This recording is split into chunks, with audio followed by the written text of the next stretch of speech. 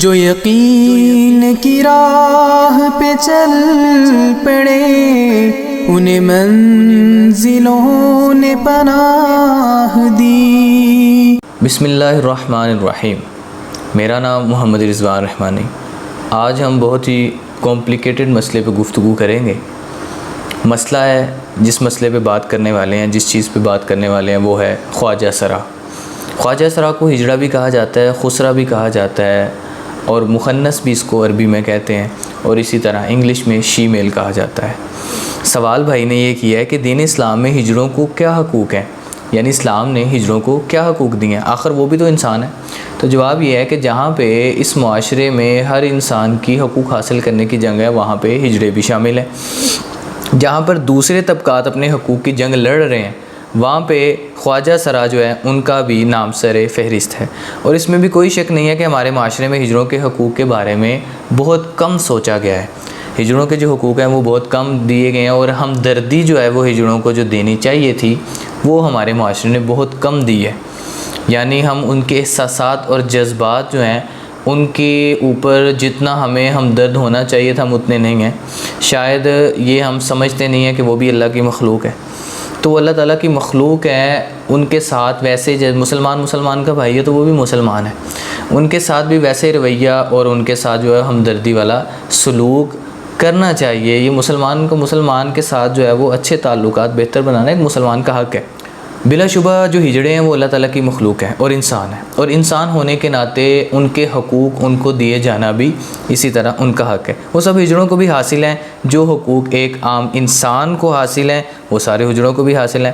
والدین کی حتیٰ کہ شریعت نے جو ہے وہ ہجڑوں کو ان کے والدین کی طرف سے وراثت میں حصہ دار بھی قرار دیا۔ فقہاء نے ہجڑوں کو اس طرح کے مسائل میں اس اصول کے تحت حل کیا ہے کہ وہ کہتے ہیں اگر کسی ہجڑے میں مرد ہونے کی علامت غالب آ جاتی ہیں تو اس کو مرد قرار دیا جائے گا، اور اسی طرح اگر کسی ہجڑے میں عورت ہونے کی جو علامتیں ہیں وہ غالب آ جاتی ہیں تو اس کو عورت قرار دیا جائے گا۔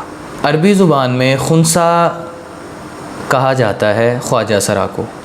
آگے اس کی دو قسمیں بیان کی گئی ہیں۔ پہلی قسم جس میں اس کا واضح ہو جائے کہ اگر اس کی جو شبہات زیادہ تر مردوں والی علامتیں پائی جا رہی ہیں تو ان کو مردوں میں شمار کیا جائے گا، زیادہ علامتیں اگر عورتوں والی پائی جا رہی ہیں تو ان کو عورتوں کے اندر شمار کیا جائے گا۔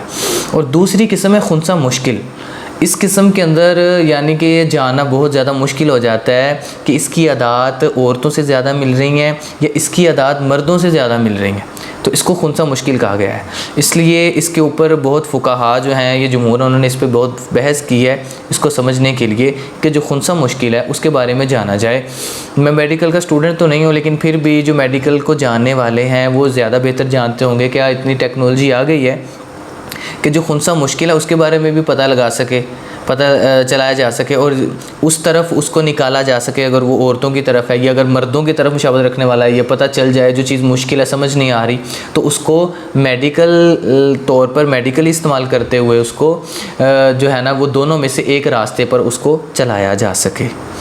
اور ایک اور ہم قسم پہ بات کر لیتے ہیں جو سب سے اہم ہے کہ ایک ایسا مرد جو بظاہر مرد نظر آنے والا ہے لیکن اس کے اندر جتنی بھی خصوصیتیں حالتیں پائی جا رہی ہیں وہ زیادہ تر ساری کی ساری عورتوں والی ہیں، یعنی اس کے کام اور اس کے جتنے بھی حرکات ہیں وہ ساری عورتوں والی ہیں، اس کے بارے میں کیا حکم ہے۔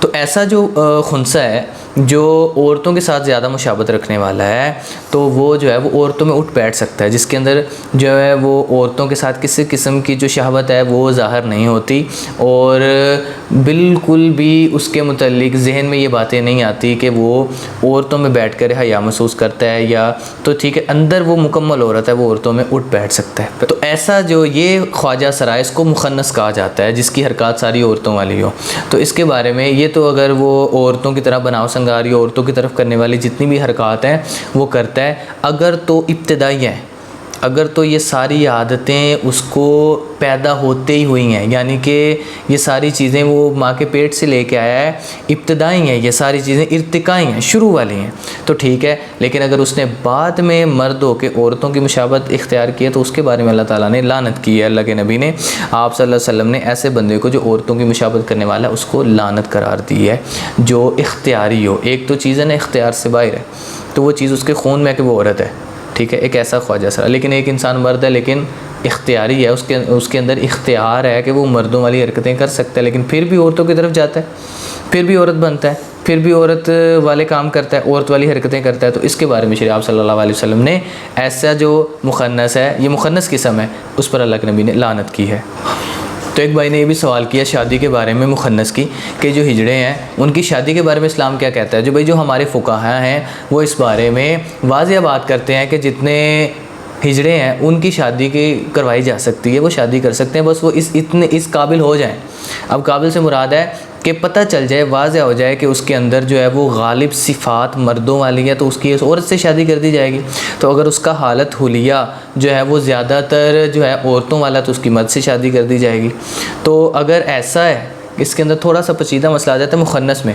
اب ایسا جو ہجڑا ہے جو مخنث ہے، اب اس کے بارے میں تو جاننا مشکل جو ہے نا، وہ مطلب بظاہر تو پورا مرد ہے لیکن اندر سے وہ مکمل عورت ہے. تو اس کی شادی کے بارے میں کیا وہ شادی کرے گا؟ اب اس کا جھکاؤ تو مرد کی طرف ہوگا، ٹھیک ہے. تو بظاہر وہ مرد کی طرف نہیں جا سکتا، اسلام نے منع کیا ہے.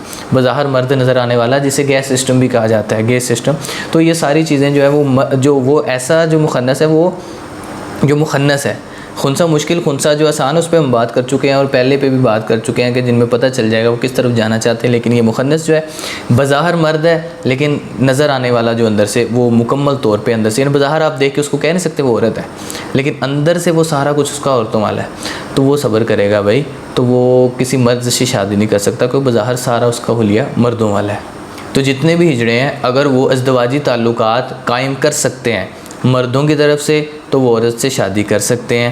اگر ایسے جو ہیں وہ مرد جو ہیں وہ ان کی جو عورتیں ہجڑوں میں جن کا وصف غالب زیادہ ہے، یا حالتیں یا حرکات عورتوں والی زیادہ ہیں، حلیہ بھی عورتوں والا ہے، تو وہ جو مردوں سے اگر وہ یہ کر سکتی ہیں کہ اگر وہ اپنے بچوں کو جنم دے سکتی ہیں، ازدواجی آنے والے تعلقات کو بہتر کیا جا سکتا ہے، تو وہ شادی بھی کر کے معاشرے میں رہ سکتے ہیں. باقی جتنے حقوق ایک مسلمان کے ہیں اتنے ہی حقوق ایک مخنث کے ہیں، اتنے ہی خنثی آسان اور مشکل کے ہیں، اتنے ہی ایک ہجڑے خواجہ سرا یا شیمیل کے یا خسرے کے، کیونکہ وہ انسان کو جو اللہ نے حقوق دیے ہیں وہ بھی ان کو حقوق دیے ہیں، ان کے بھی حقوق وہی ہیں جو یعنی ہم کو وراثت ملے گی تو ان کے بھی ملے گی، اگر ہم شادی کر سکتے ہیں تو وہ بھی کر سکتے ہیں. بہرحال اللہ تعالیٰ سے دعا ہے، باقی اللہ تعالیٰ جو ہے وہ زیادہ بہتر جانتے ہیں. تو اللہ تعالیٰ سے دعا ہے کہ اللہ تعالیٰ ہمیں جو ہے وہ دین کو صحیح طریقے سے سمجھنے کی، اس پر عمل کرنے کی توفیق عطا فرمائے.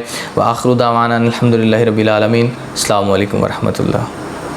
جو یقین کی راہ پہ چل پڑے انہیں منزلوں نے پناہ دی، جنہیں وسوسوں نے ڈرا دیا وہ قدم قدم پر بہک گئے.